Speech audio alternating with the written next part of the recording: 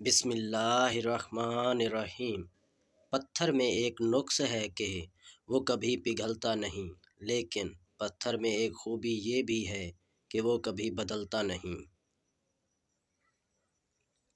خوش فہمیوں کے سلسلے اتنے دراز ہیں کہ ہر اینٹ سوچتی ہے کہ دیوار مجھ سے ہے۔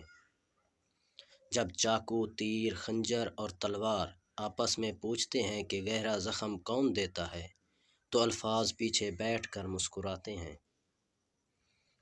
اللہ جب بہترین سے نوازتا ہے تو پہلے آزمائش سے گزارتا ہے۔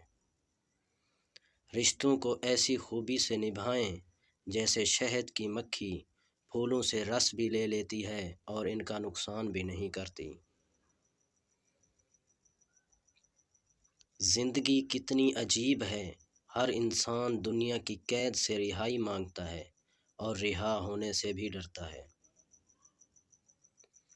حسد دراصل خود اعتمادی کی کمی کا نام ہے۔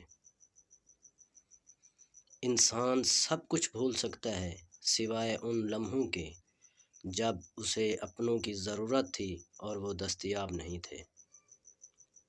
دستک کا تسلسل مانگنے والے کی شدت کو ظاہر کرتا ہے۔ ہمارا تعلق اس نابینا معاشرے سے ہے جہاں اداسی کا یقین دلانے کے لیے آنسو بہانے پڑتے ہیں اور بیماری کا یقین دلانے کے لیے مرنا پڑتا ہے۔ فقیر کی بھوک صرف اس کی جان کھا لیتی ہے، جبکہ ایک سلطان کی بھوک ملک و ملت کو کھا جاتی ہے۔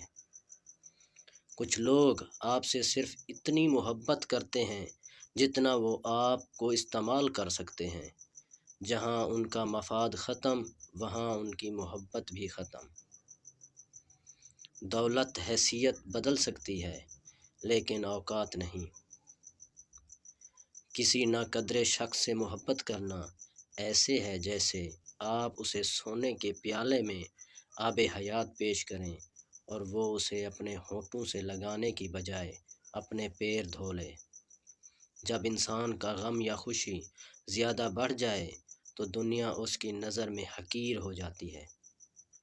بغیر نقشے کے پرندے بھی اپنے مقام تک پہنچ جاتے ہیں، مگر ایک انسان ہے جو دل سے دل تک پہنچنے میں ناکام رہتا ہے۔ رشتوں کو جوڑے رکھنے کے لیے کبھی کبھی گونگا، بہرا اور اندھا بھی بننا پڑتا ہے۔ روٹی کا خشک ٹکڑا اور یار رازے کو لکھ کر جیب میں رکھا کرو، بہت جلد دولت مند بن جاؤ گے۔ وہی بندہ اپنے مقصد میں کامیاب ہوتا ہے جو اپنے نفس کے خلاف جنگ کرتا ہے۔